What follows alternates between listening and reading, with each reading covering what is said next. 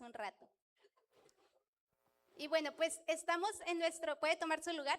Estamos en nuestro mes de cultura. Nosotros somos Cornerstone Monterrey y este mes de julio y agosto celebramos la cultura de casa. Celebramos lo que somos y enseñamos cómo es que hacemos las cosas aquí. Así lo hacemos aquí. Ok, entonces vamos a ir a la palabra de Dios. Vamos a ver este día la historia de la alimentación de los 4,000. No me equivoqué, si hay una alimentación de los 4,000. Y vamos a Marcos 8, ¿y por qué no se pone de pie? Marcos 8, y vamos a leer hoy Biblia, porque creo que hay una iglesia que lee Biblia, amén. Este punto no viene de nuestra cultura, pero yo creo que podemos ser participativos. Amén. Ok. Entonces vamos a leer Marcos 8 y vamos a leer del 1 al 10 y luego vamos a leer del 14 al 21. Vamos a leer unos buenos versículos, pero es necesario para poder entender qué es lo que Dios quiere hablar hoy. Amén. Ok, dice, en aquellos días, como había una gran multitud y no tenían qué comer, Jesús llamó a sus discípulos y les dijo: tengo compasión de la gente, porque ya hace 3 días que están conmigo y no tienen qué comer. Y si los enviaren ayunas a sus casas, se desmayarán en el camino, pues algunos de ellos han venido de lejos. Sus discípulos le respondieron: ¿de dónde podrá alguien saciar de pan a estos aquí en el desierto? Él les preguntó: ¿cuántos panes tenéis? Ellos dijeron: 7. Entonces mandó a la multitud que se recostase en tierra y tomando los 7 panes, habiendo dado gracias, los partió y dio a sus discípulos para que los pusiesen delante. Y los pusieron delante de la multitud. Tenían también unos pocos pececillos y los bendijo y mandó que también los pusieren delante. Y comieron y se saciaron y recogieron de los pedazos que habían sobrado 7 canastas. Eran los que comieron como 4,000 y los despidió. Y luego, entrando en la barca con sus discípulos, vino a la región de Dalmanuta. Y ahí nos vamos a saltar al versículo 14. Habían olvidado de traer pan y no tenían sino un pan consigo en la barca. Y él les mandó diciendo: mirad, guardaos de la levadura de los fariseos y de la levadura de Herodes. Y discutían entre sí diciendo: ¿es porque no trajimos pan? Y entendiéndolo, Jesús le dijo: ¿qué discutís? ¿Por qué no tenéis pan? ¿No entendéis ni comprendéis? ¿Aún tenéis endurecido vuestro corazón? Teniendo ojos, ¿no veis? Y teniendo oídos, ¿no oís? ¿Y no recordáis? Cuando partí los 5 panes entre 5,000, ¿cuántas cestas llenas de los pedazos recogisteis? Y ellos dijeron: 12. Ay, espérame tantito. Y cuando los 7 panes entre 4,000, ¿cuántas canastas llenas de los pedazos recogisteis? Y ellos dijeron: 7. Y les dijo: ¿cómo aún no entendéis? Dile al que está a tu lado: ¿cómo aún no entendéis? Y vamos a orar. Señor, te damos muchas gracias. Te damos gracias porque sabemos que tu palabra es viva, es eficaz y que penetra hasta lo más profundo de nuestro corazón. Te pedimos, Señor, que seas tú este día tratando con nosotros, que seas tú, Señor, hablando a nuestros corazones, que este día nuestro corazón no sea duro, sino que pueda ser sensible a tu voz y pueda ser entendible. En el nombre de Cristo Jesús, amén. Y puede tomar su lugar. La segunda parte a mí me divierte muchísimo, pero ahorita vamos hacia allá. Hoy nos toca hablar de 2 puntos de cultura. Somos generosos y somos sobrenaturales. La definición de somos generosos dice: dar está en nuestro ADN. Sembramos lo que Dios nos ha dado para cumplir la visión. Entonces vamos a hablar primero un poquito de ser generoso. Y a mí me gustaría que esta prédica fuera un poquito diferente, que usted participe, que usted se involucre, porque no quiero que esté sentado nada más escuchando muchos conceptos, escuchando muchas definiciones y que usted no aprenda nada y que al final yo les diga: ¿cómo no entendéis? ¿Ok? Entonces va a haber una iglesia entendida, ¿amén? Ok, entonces para poder trabajar con esta historia vamos a poner las bases. Hay que entender que Dios se revela para que nosotros le podamos conocer. Dios se revela para que nosotros le conozcamos. En un principio, cuando tú no conocías de Dios, cuando tú no sabías quién era Dios, cuando tú no sabías que Jesús había ido a la cruz y murió por ti, Jesús y Dios decidieron mostrarse a ti y decidieron tener este encuentro contigo. En un principio fue así. En un principio nosotros no buscábamos salvación, no pedíamos salvación, pero Dios se mostró a nosotros y nos dio salvación. Y su misericordia y su gracia nos alcanzaron. ¿Va bien hasta aquí? Hasta este punto de la historia, nosotros no teníamos relación con Dios. Dios vino a encontrarse con nosotros, vino su gracia, su favor, su misericordia, nos alcanzó con salvación y entonces tuvimos un encuentro con Él. Pero hasta este punto no había relación. Pero una vez que tú ya conociste a Dios, una vez que tú ya lo aceptaste, tú empiezas a tener una relación con Dios, ¿ok? Entonces, después de que tú ya entras en esta relación con Dios, es porque ya estás conectado de nuevo a Dios. Porque había el pecado que nos separaba de Dios, pero como encontré a Jesús, Jesús me encontró a mí más bien, entonces yo lo acepté y entonces yo pude estar conectado otra vez de nuevo con Dios, ¿ok? Entonces, dentro de este marco de relación, nosotros entendemos que somos hijos y Él es mi Padre, ¿ok? Entonces, la relación siempre va a producir revelación. Es un principio de casa, a mayor relación, mayor revelación. Entonces, no tiene sentido que Dios se revele si no es que produce algo en nosotros. Dios se revela para que nosotros podamos crecer y podamos madurar. Entonces, en esta relación, Dios se revela y entonces yo voy a crecer y yo voy a madurar. Lo que Él te revela tiene el propósito de que sea manifiesto en ti. Es decir, si Dios se revela a ti como amor, Él espera que tú manifiestes amor. Si Dios se manifiesta a ti siendo misericordioso, Él espera que tú manifiestes misericordia, ¿ok? Entonces, lo que Él te revela tiene el propósito de que sea manifiesto en ti. No todo lo que Dios te manifiesta va a ser para suplir necesidad. Lo que Dios te manifiesta es para capacitarte, porque Dios se está manifestando en lo que Él es. Si nosotros en este ejemplo somos como estos niños con Dios, al principio tal vez Dios iba a suplir tus necesidades, pero en esta relación pues Dios se da a conocer a tu vida. Y Dios esperaría que tú no fueras ese niño que después de 20 años sigues diciéndole a Dios, Dios, ahí te encargo mi necesidad, súplela.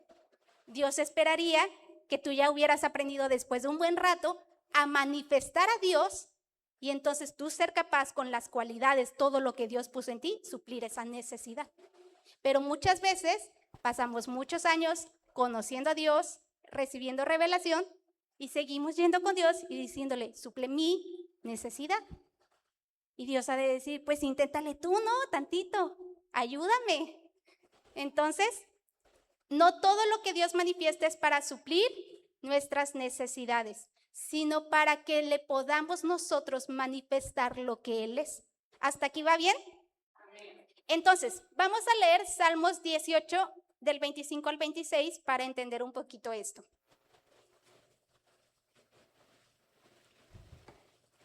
Dice, con el misericordioso te mostrarás misericordioso y recto para con el hombre íntegro. El siguiente versículo, limpio te mostrarás para con el limpio y severo serás para el perverso. En este versículo encontramos algo que se llama la ley de la reciprocidad. ¿Qué quiere decir? Dentro de este marco de relación que yo tengo con Dios, la forma en la que tú te muestras, la actitud con la que tú te presentas delante de Dios, va a ser lo que Dios se manifieste contigo. La forma en la que tú te muestras, la actitud con la que tú llegas a Dios, determina la forma en la que Dios se va a mostrar a tu vida. Dice que con el misericordioso Dios se muestra misericordioso. Es decir, yo voy ante Dios y manifiesto misericordia. Y lo que recibo de Dios es misericordia. Esto no aplica para la salvación.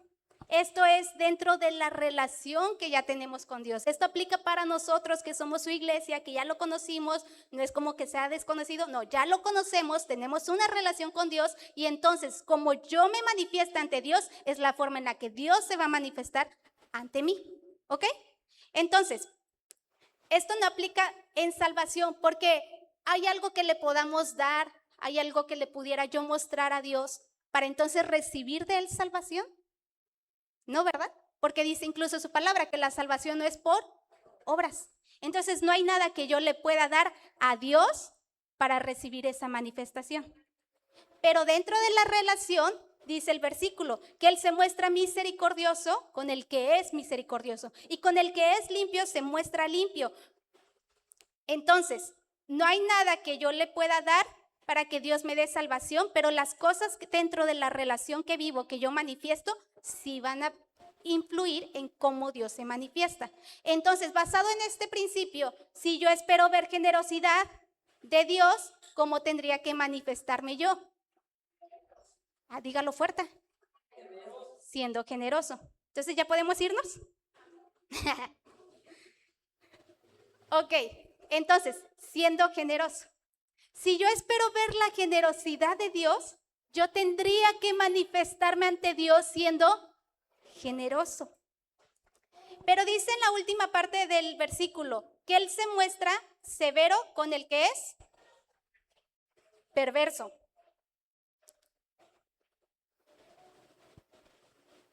Aquí no hay la misma ley de reciprocidad, por así llamarlo, porque no dice la Biblia, Él se muestra perverso para con el que es perverso. Dice, Él se muestra severo para con el que es perverso, porque en Dios no hay perversión, pero Él se tiene que mostrar de alguna manera y responder a la actitud del perverso. Y entonces dice que Él se muestra severo. ¿Severo hace a Dios malo? ¿No? No, ok. Es como un papá que el hijo fue a la escuela, se peleó con un niño, le mandaron un reporte y para acabarla, pues reprobó el examen. Y entonces el niño va a la casa con su papá y esa actitud con la que él se muestra a su papá le va a permitir conocer un lado de su papá que no había conocido. Ajá. Es decir, el padre se está mostrando y respondiendo a cómo el hijo se está mostrando. ¿Eso hace al papá malo? ¿Eso hace que el papá deje de amar al niño? No. Es como un juez que puede haber dos personas, la víctima y el que está siendo acusado. Y entonces la víctima puede recibir de parte del juez bondad y el acusado puede recibir una sentencia, puede recibir la severidad del juez. ¿Eso hace al juez malo? No, está siendo severo con uno y tal vez está mostrando misericordia al otro. Porque Dios, el hecho de que Dios sea severo no lo hace malo. Él tiene que ser fiel y tiene que ser justo a lo que Él es. Y entonces la perversidad no puede estar dentro de Él, pero Él tiene que responder a esa acción. Y entonces Él se muestra severo. El que sea severo no significa que Dios no me ame.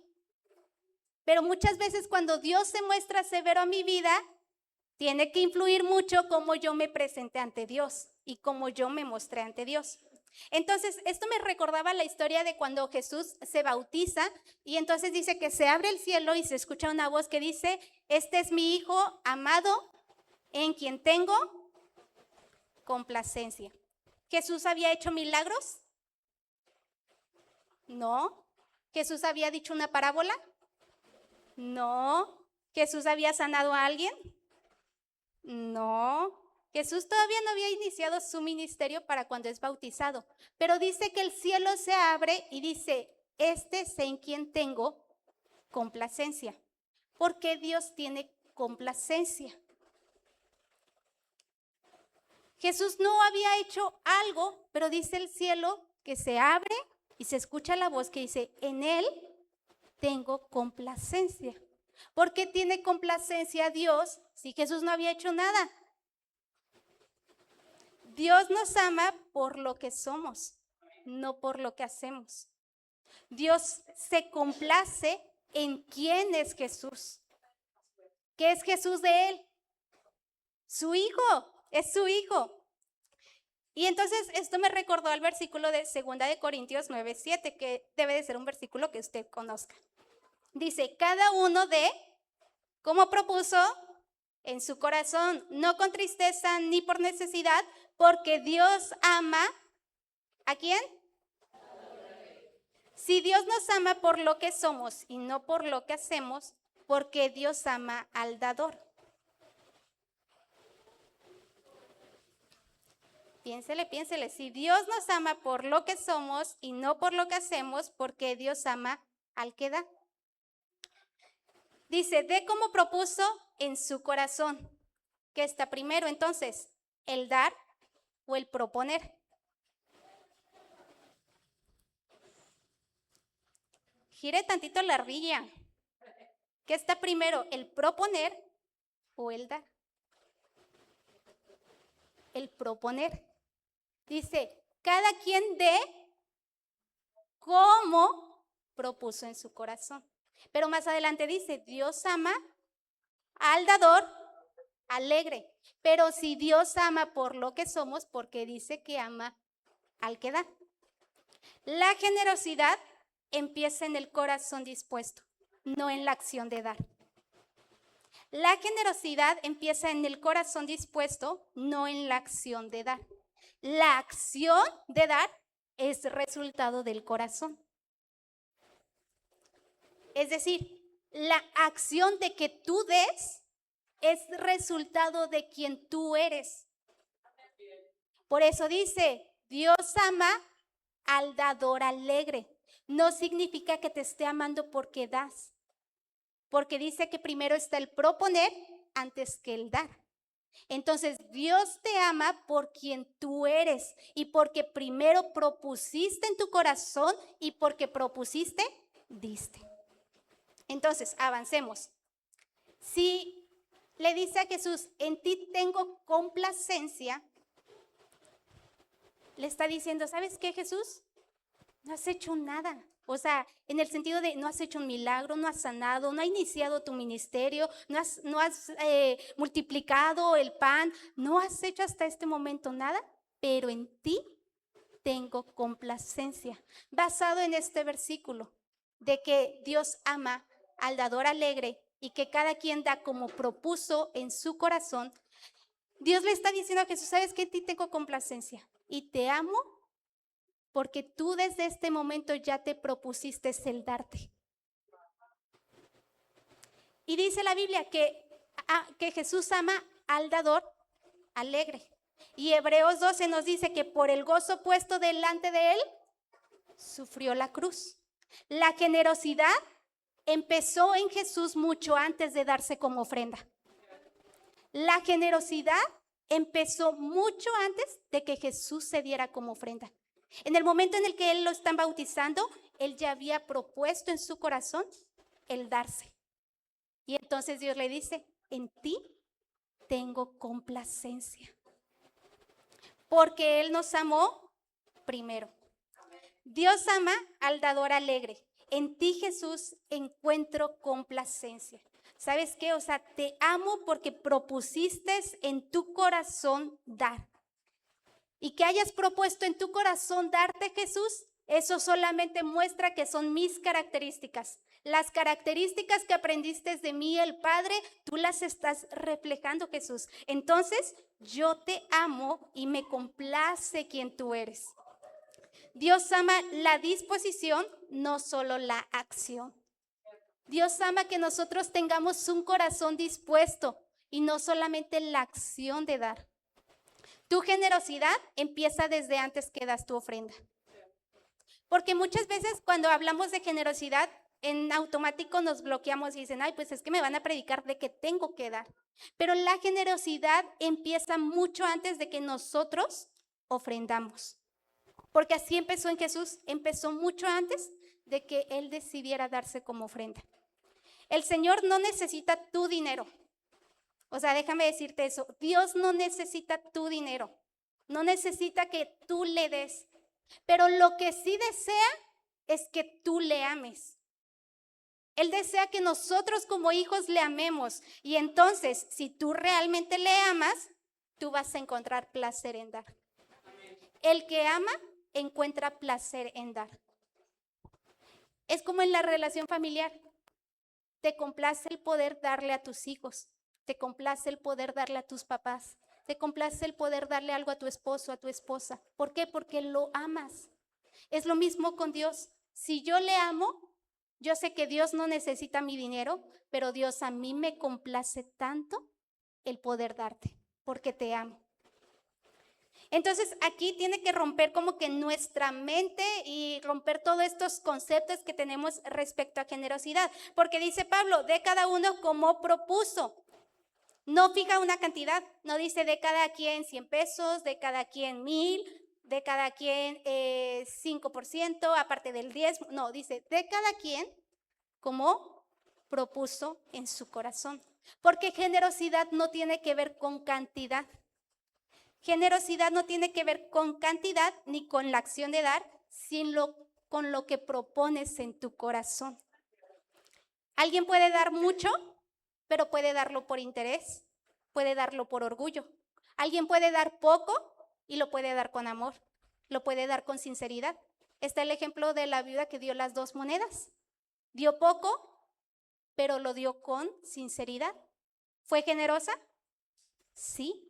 Entonces, generosidad no tiene que ver con cantidad, tiene que ver con lo que proponemos en nuestro corazón. Si tú piensas que por dar una buena ofrenda estás siendo generoso, pero en tu corazón tú lo haces con mala gana, no estás siendo generoso. Eso no quiere decir que entonces digas, bueno, me voy a escudar y entonces siempre voy a dar poquito. No, Dios es algo que trabaja en que proponemos en nuestro corazón el poder darle. Entonces, vamos ahora sí a la historia de los 4000. Empieza diciendo, y a mí se me hace, no sé usted, pero a mí se me hace una pregunta boba. O sea, yo digo, ¿están burros o qué los discípulos en este momento? En el versículo, para que vaya conmigo, en el versículo 4. A ver. Sí, en el versículo 4. ¿Puede leerlo en voz alta a la cuenta de 3? 1, 2, 3. Sus discípulos le respondieron, ¿de dónde podrá alguien saciar de pan a estos aquí en el desierto? ¿Sí o no? ¿Acaso no habían visto a Jesús ya multiplicar pan? Esta historia, por si no lo sabe, sucede después de la alimentación de los 5000. Esta es la alimentación de los 4000, ¿ok? Entonces, ¿acaso no sabían que Jesús podía hacer un milagro? ¿Sí? ¿No sabían que Dios podía multiplicar el pan? ¿Sí? ¿Era la primera vez que iban a ver a Jesús alimentar una multitud? No. Pero entonces pregunta, ¿de dónde podrá alguien? ¿Quién será? ¿Alguien dónde podrá sacar pan? Y entonces, hay 2 cosas en esta pregunta que se me hacen sonzas. La primera es que pregunten a alguien, teniendo a Jesús ahí, viéndolo y caminando con él en esa relación, teniendo esa revelación de él, y que pregunten, ¿quién podrá saciar de pan a esta multitud? Y Jesús se queda, yo me imagino a Jesús así como que viéndolos, así como que, yo. Y la segunda cosa que se me hace increíble es que ellos dicen, ¿quién podrá saciar de pan? ¿Quiénes tenían pan? Adelante lo dice, ¿quiénes tenían pan? Ellos. Entonces, ellos no preguntan, ¿quién va a poder alimentar a esta gente? No. Ellos dan por hecho que Jesús los va a alimentar por pan. ¿Por qué? Porque ellos tienen el pan. Entonces, yo analizando esta pregunta, se me vinieron ciertas cosas a la mente. Y es la primera, que todos tenemos algo para dar. Ellos en su pregunta dan por hecho que Jesús los va a alimentar con pan. O sea, ellos no dicen, ay, ¿quién podrá alimentar a estos 4,000? O de dónde vamos a sacar comida, o de dónde vamos a traer unas tortas, o de dónde vamos a traer tamales para alimentarlos. No, ellos dicen, ¿de dónde vamos a saciar a toda esta gente de pan? Su gran conflicto era la cantidad, pero ellos sabían que tenían pan y que por lo tanto ese pan se iba a utilizar en la alimentación. Entonces, este es el punto, todos tenemos algo para dar. Cuando la Biblia habla del samaritano, dice que antes del samaritano hubo muchas personas que se acercaron y nadie quiso ayudarlo. Pero dice que el samaritano sí lo ayudó. Pero nosotros no lo conocemos como el samaritano, lo conocemos como el buen samaritano. Yo me pregunto, ¿las personas que pasaron antes no tenían nada para dar? Sí, tenían algo para dar. Pero lo que hizo a este samaritano, buen samaritano, es que teniendo para dar, decidió darlo.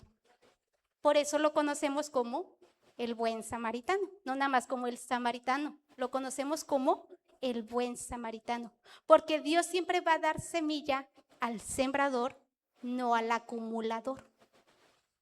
Él tenía para dar y decidió darlo, confiando en que Dios iba a seguir dándole. Entonces, al principio les decíamos que la forma en la que tú te muestras a Dios es la forma en la que Dios se va a manifestar a tu vida. Y entonces Jesús está trabajando con los discípulos y entonces les dice, ¿sabes qué? Pues ¿cuántos panes tenemos? Como tratando de que ellos entiendan la realidad, tratando de que ellos capten la verdad de que está Jesús ahí mismo y Él es el que puede alimentar a la multitud. Y entonces está como trabajando en estas preguntas con los discípulos, porque Dios está incitando a los discípulos a que sean generosos, para que entonces se pueda cumplir la fórmula y entonces Dios sea generoso con ellos. O sea, Jesús está en este trabajo como preguntándoles, presionándolos, pero para que en ellos despierten la generosidad y puedan ver entonces la manifestación de un Dios generoso. Pero no, los discípulos están muy en su rollo. Y entonces Jesús le dice, bueno, ¿cuántos panes tenéis? Y entonces ellos dicen que tienen 7. ¿Cuántos panes tenían?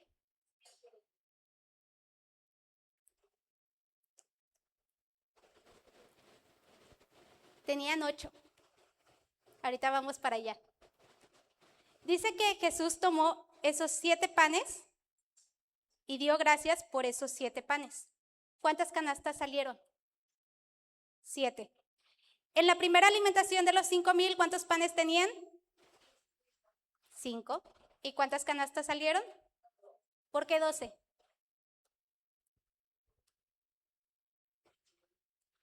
¿Cuántos discípulos eran?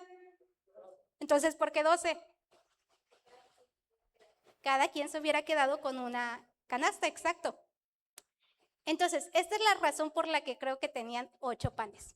Vámonos al versículo 14. Dice, habían olvidado de traer pan. ¿Qué pan? ¿Qué pan? Las canastas. Dice, y no tenían sino ¿cuántos? ¿Un pan? ¿Dónde? O sea que siempre hubo un pan. ¿En dónde? ¿Cuántos panes tenían? 7 más 1, 8. Pero entonces, ¿por qué ellos dicen que tienen 7 panes?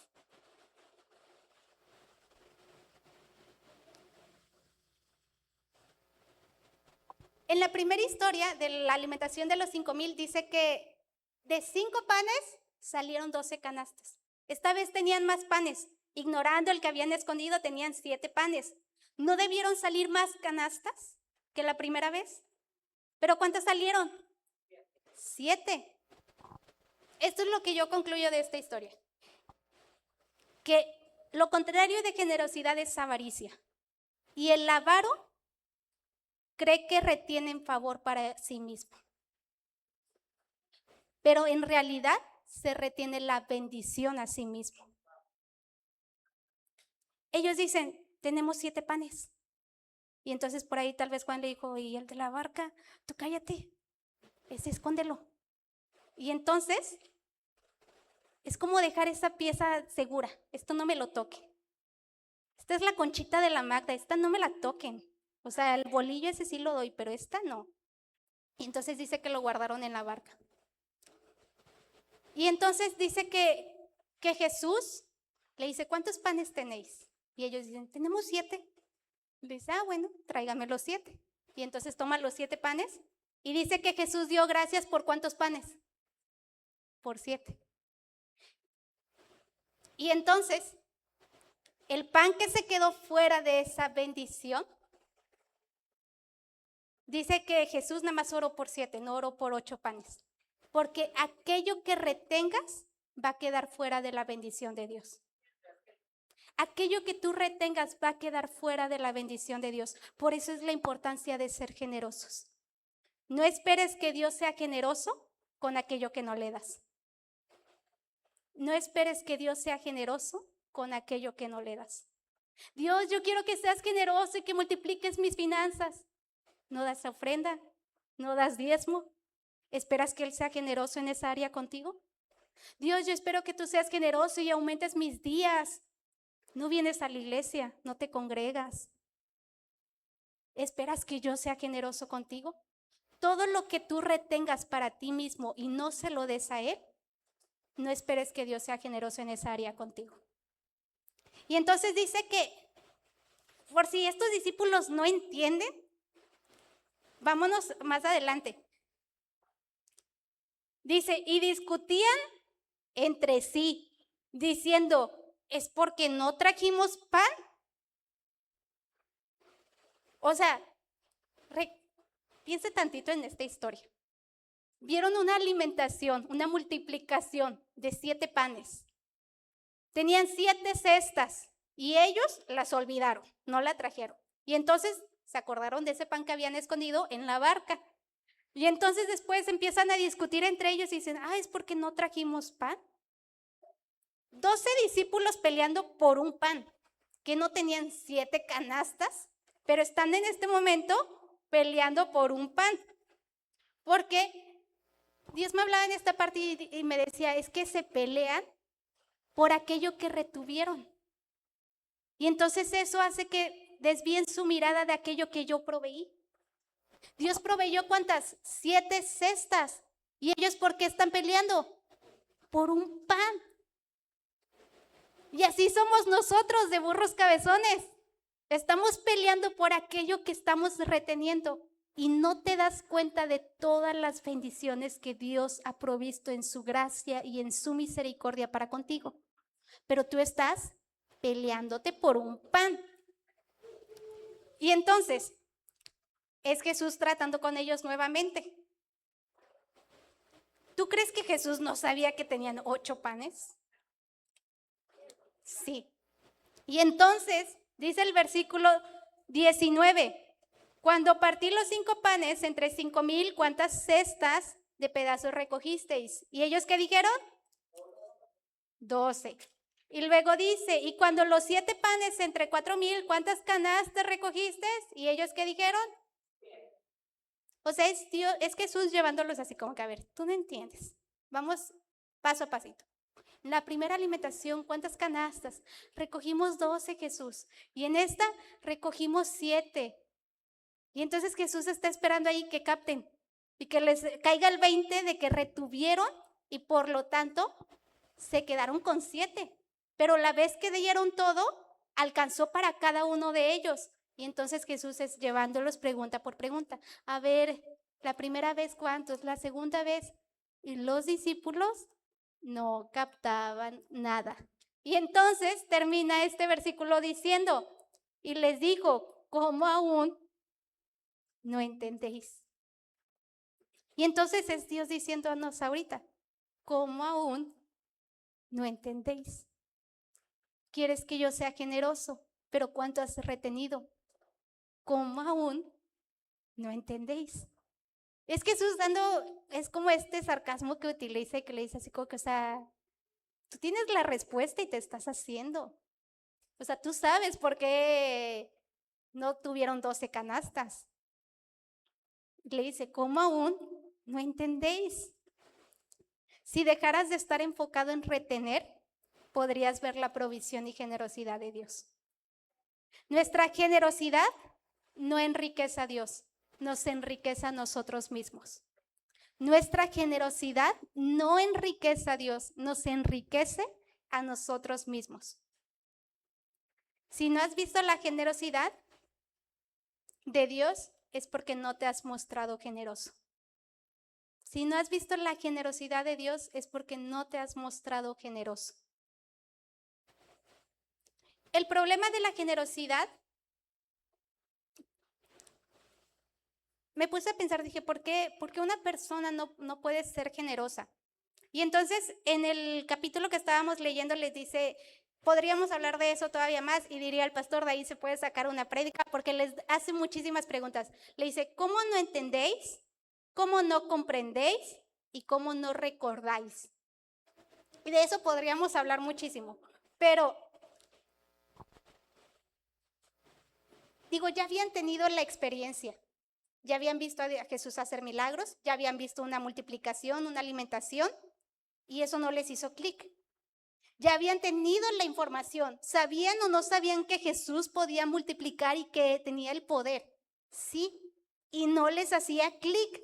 Y entonces, así como nosotros, que estamos aquí tratando de entender la historia y no nos hace clic, porque no entienden, no comprenden, no recuerdan.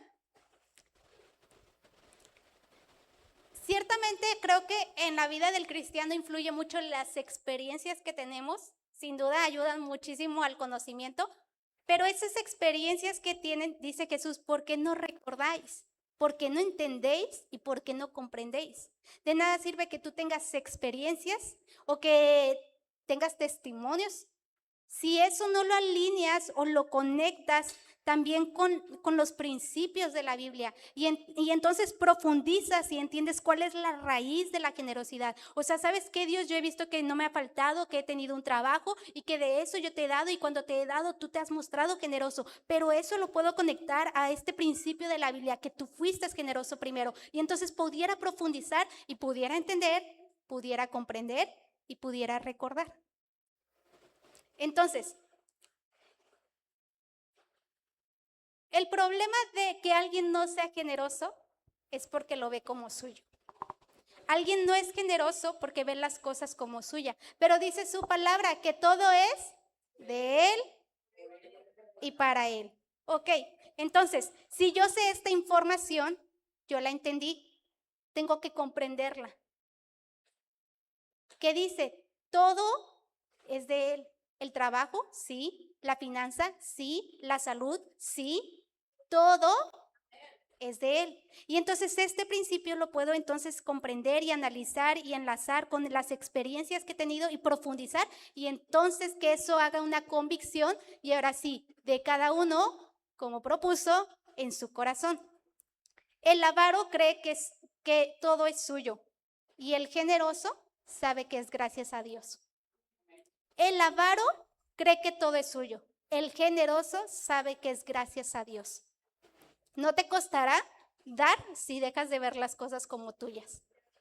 Si tú aprendes a ver las cosas que no son tuyas, no te va a costar dar.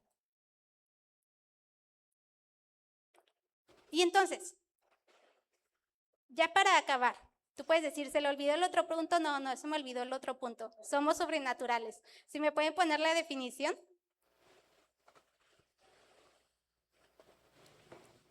Dice, creemos que los dones y milagros están al alcance de todos cotidianamente. No es extraño, es poderoso. Y sabes, cuando hemos hablado de este punto de somos sobrenaturales, lo impulsamos mucho a la parte de que veas milagros. Yo me pregunto, ¿tú acaso no sabes que Dios hace milagros? ¿Sí? Ok, ya tienes la información, puedes entenderla, puedes comprenderla, puedes recordar milagros que Dios ha hecho contigo. Ok, entonces, Muchas veces en este punto nos enfocamos hacia esta parte de decir que la iglesia vea milagros. Y ojo, no estamos en contra de los milagros, creemos que Dios hace milagros. Pero un verdadero milagro sería que tú actives tus dones, fíjate, que seas generoso en ellos y que des fruto y que seas transformado por la sangre de Jesucristo. Eso sería también un milagro. Amén.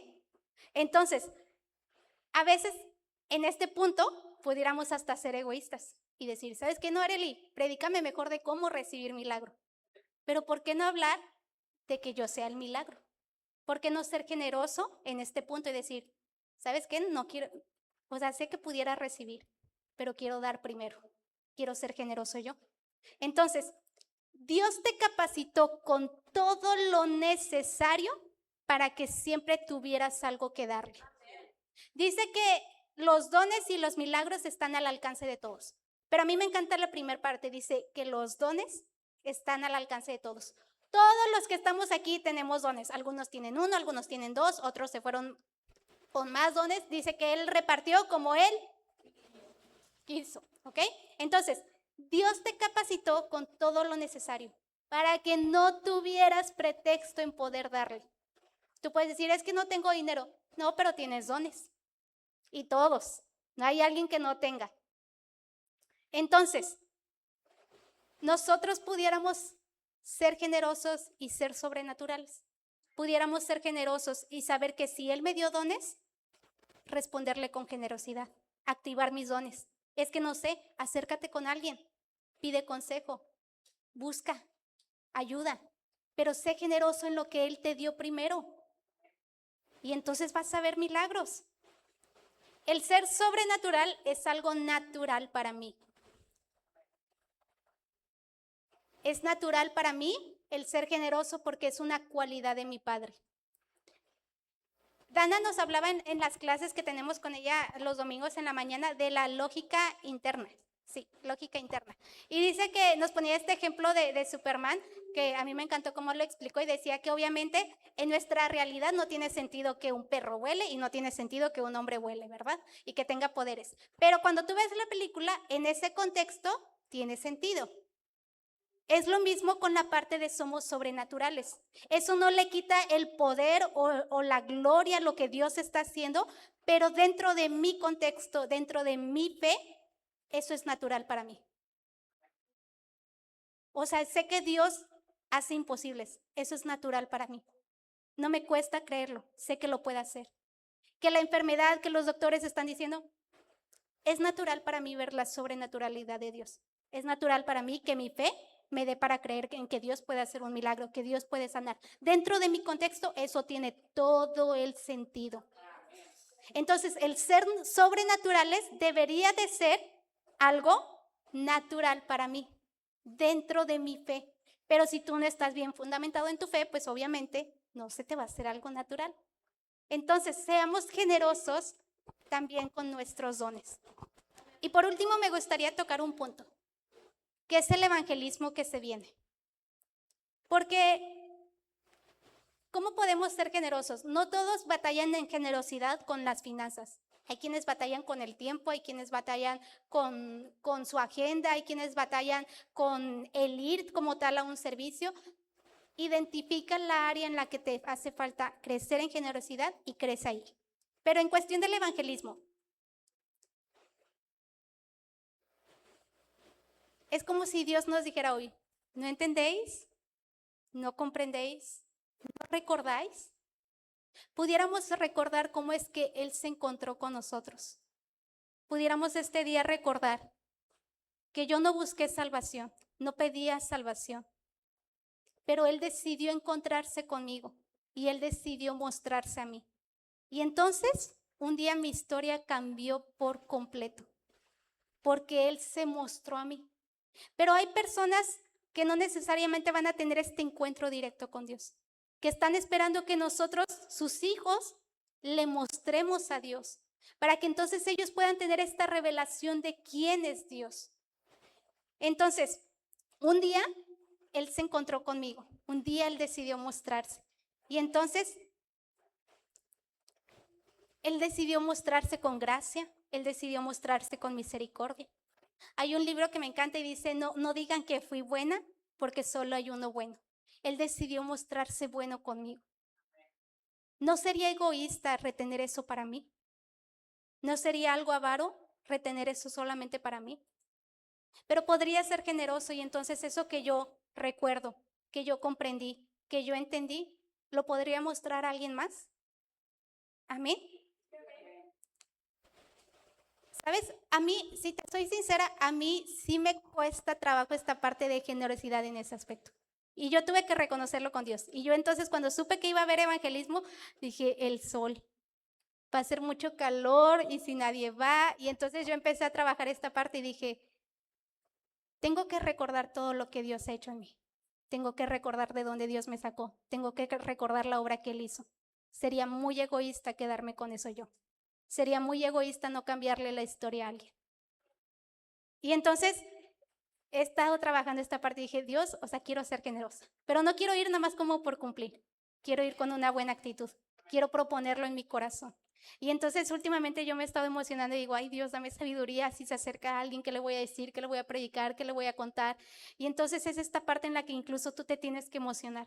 Dios nos está regalando la oportunidad de ser generosos. Lo que Dios hizo contigo, la forma en la que Dios cambió tu vida, alguien lo necesita saber. Alguien necesita ver esa sobrenaturalidad de Dios, ese milagro de salvación. Y tal vez no lo veas si tú no decides ser generoso. ¿Por qué retener esa salvación nada más para nosotros? ¿Por qué retener la buena noticia para nosotros? Seamos generosos con nuestras palabras, porque Él fue generoso en darnos su palabra. Seamos generosos con nuestros dones, porque Él fue generoso en dártelos. Seamos generosos con nuestro tiempo, porque Él rige nuestro tiempo. Hay muchas áreas en las que podemos ser generosos, pero si nosotros este día pudiéramos analizar y entender, comprender y recordar, y entender que no es nada más el decir, ay, pues sí voy, no. Dice que los discípulos le preguntaron, ¿cuántos panes, si quieres pasa Jesús? Le dice, ¿cuántos panes tienes? Y ellos dijeron 7, pero ellos sabían que tenían 8. Y tal vez el pastor pueda decir, ¿cuántos van a ir al evangelismo? Y tú puedes decir, no, pastor, ese día, fíjese que trabajo, ese día tengo un compromiso. Pero solamente tú sabes si eso es verdad. Solamente tú sabes si eso que estás diciendo es realmente verdad. El pastor no lo va a saber, nosotros no lo vamos a saber, pero tú sí lo vas a saber. Y entonces mi pregunta es, ¿no entendéis? ¿No comprendéis? ¿No recordáis? ¿De verdad te sientes a gusto de retener la salvación para ti? ¿De verdad te sientes cómodo sabiendo que no vas a ir a evangelizar, sabiendo que no vienes a un culto? Siempre que alguien falta a la reunión, yo me pregunto, ¿de verdad no sienten nada? O sea, ¿de verdad están en sus casas y han de decir, así es, hoy era día de congregarse, pero no, está mejor aquí? ¿De verdad no inquieta, no pone triste su corazón? Y eso solamente deja ver la distancia que están poniendo entre Dios y ellos. Muchas veces pedimos la generosidad de Dios, pero no la vas a conocer si tú no eres generoso. Yo he entendido que la bendición que tenemos, la generosidad que Dios nos ha mostrado, es gracias a que hemos decidido ser generosos. Porque dice su palabra entonces, dad y se os dará. Es decir, yo tengo que dar y no tengo que dudar que Él me va a dar. Él me va a dar. Así pues Dios suplirá todo conforme a sus riquezas en gloria. La Biblia habla muchísimos versículos acerca de la generosidad. Pero que este día simplemente pueda hacer clic en tu corazón esto. Debo dejar de retener. No tiene que ver con la acción como tal de dar. Tiene que ver con que lo propongas en tu corazón. Entonces, porque este día no recuerdas, cierra tus ojos. Estamos a unas semanas de ir a evangelizar y tal vez tú ya habías pensado en qué pretexto darle a tu pastor. Pero este día Dios te está hablando y te dice, no entendéis, no comprendéis, y no recordáis. ¿No puedes recordar por un momento cómo es que Jesús te salvó? ¿No puedes recordar cómo estabas en tinieblas, cómo estabas en tristeza, en depresión? Y Él te salvó, y Él te sanó, y Él te rescató, y Él te dio una corona y puso aceite sobre tu cabeza. ¿No puedes recordar acaso eso? Y si eso no fuera poco, ¿no puedes entender la obra que yo hice en la cruz? Yo pudiera ser generoso este día, Jesús, si entendiera este principio y esta verdad, en que soy generoso con aquel que fue generoso primero, aquel que propuso darse primero.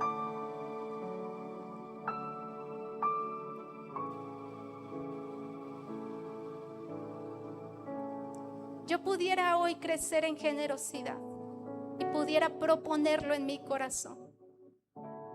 No porque me dicen, sino porque es lo que propongo. Es quien soy. Soy tu hijo. Tengo tus cualidades. Y si tú eres generoso, yo puedo ser generoso. Yo puedo dar mi tiempo. Puedo dar mis fuerzas si tú me lo pides. Puedo dar mis finanzas. Porque entiendo que todo es de ti, es por ti y es para ti. Entiendo que la salvación es un regalo. No por mi esfuerzo. No es un premio que merecía. Es tu gracia, es un regalo. Tú fuiste generoso primero conmigo. Generoso de una manera que jamás podré pagar.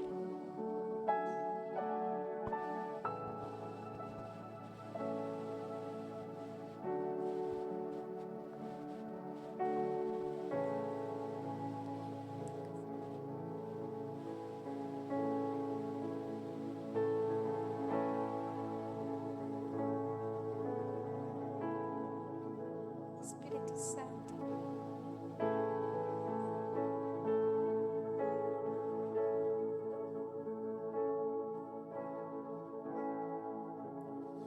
Nunca se trató de esfuerzo por ser bueno e intentar el ser perfecto. Hoy lo entiendo, fue solo por la cruz. Nunca se trató de un premio que merezco, pues su gracia es un regalo. Hoy lo entiendo, es solo por la cruz. Nunca se trató de esfuerzo por ser bueno o intentar de ser perfecto. Hoy lo entiendo, fue solo por la cruz.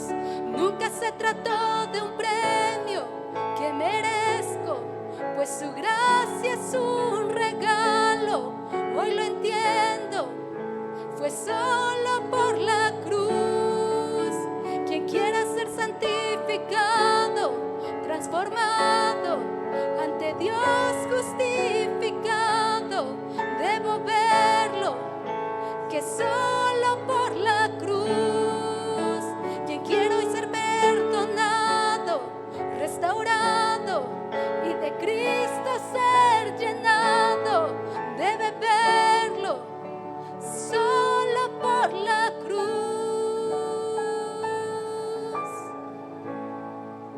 Amén. Solo por la cruz.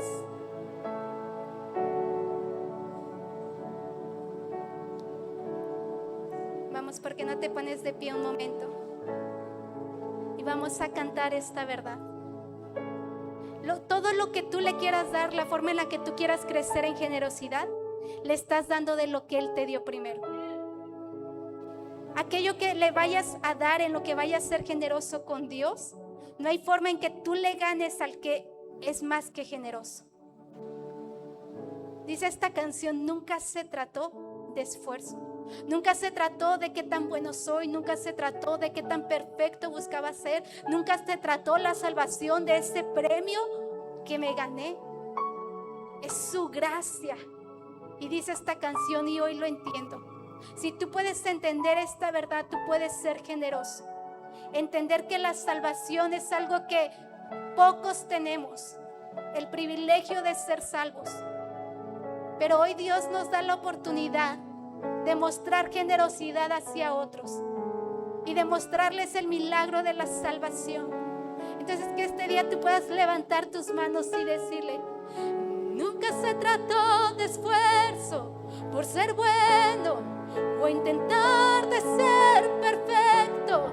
Hoy lo entiendo, fue solo por la cruz. Nunca se trató de un premio que merezco, pues su gracia es un regalo.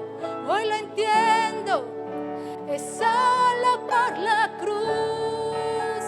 Nunca se trató de esfuerzo por ser bueno o intentar de ser perfecto. Hoy lo entiendo, fue solo por la cruz. Nunca se trató de un premio que merezco, pues su gracia es un regalo. Hoy lo entiendo, es solo por la cruz.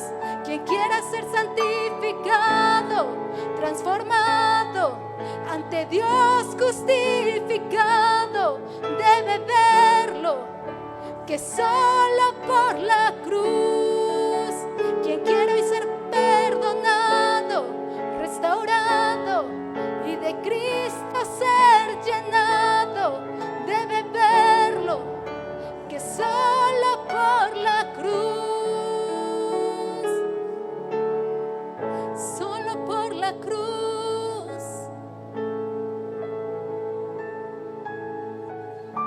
Señor, hemos entendido este día, hemos comprendido y hemos recordado cuán generoso has sido tú. Hemos recordado que tú te propusiste el darte como ofrenda, el darte en sacrificio. Hemos comprendido, Dios, y entendido y recordado todas las obras que tú has hecho en nosotros. Hemos entendido que podemos crecer en generosidad, que si tú me preguntas qué tengo, yo no retenga, yo te diga: tengo todo para darte. Tengo mis fuerzas, tengo mi tiempo, tengo mis talentos, tengo mis dones, tengo mis finanzas, tengo lo material, tengo todo para darte. Que no esconda nada, que no retenga nada. He entendido que lo tengo que proponer en mi corazón y darte no con tristeza, sino con alegría, porque tú amas al dador alegre. Que este día, Señor, tu iglesia pueda crecer en generosidad. No retener, Señor, y no quitarse esa bendición para sí mismos, sino entender que si se manifiestan generosos, tú te vas a manifestar generoso. Entender que si te damos todo, tú te vas a manifestar dándonos todo, aún mucho más de lo que creemos o de lo que imaginamos. Señor, encuentra una iglesia que entienda, que comprenda y que recuerde cuán generoso has sido tú. Que, Señor, ahora que viene el evangelismo, seamos generosos. Seamos generosos en darte nuestras finanzas. Seamos generosos en darte nuestro tiempo. Que si tú me has dado, Señor, un trabajo flexible en el cual puedo tener la oportunidad de ir a este evangelismo, lo haga. Que si tú me has dado las finanzas y puedo aportar lo que sea que tenga que aportar, yo lo pueda hacer. Que si, Señor, tú me has dado vida y tú me has dado fuerzas y tú me has dado salud, las pueda invertir en tu reino. Que seamos una iglesia, Señor, en la cual tú te manifiestes como generoso. Pero que seamos una iglesia que decida y proponga en su corazón manifestarse generoso contigo. Que todo lo sobrenatural que tú eres lo veamos natural, sin quitarte la gloria, sin quitarte la honra. Pero, Señor, tiene todo el sentido para nosotros. El que tú seas sobrenatural es natural para mi vida. Que seamos generosos en nuestros dones. De aquello que tú nos has dado, Señor, lo activemos. Demos fruto para que tú puedas confiar más semillas en este sembrador. En el nombre de Jesús. En el nombre de Jesús, Señor. Amén.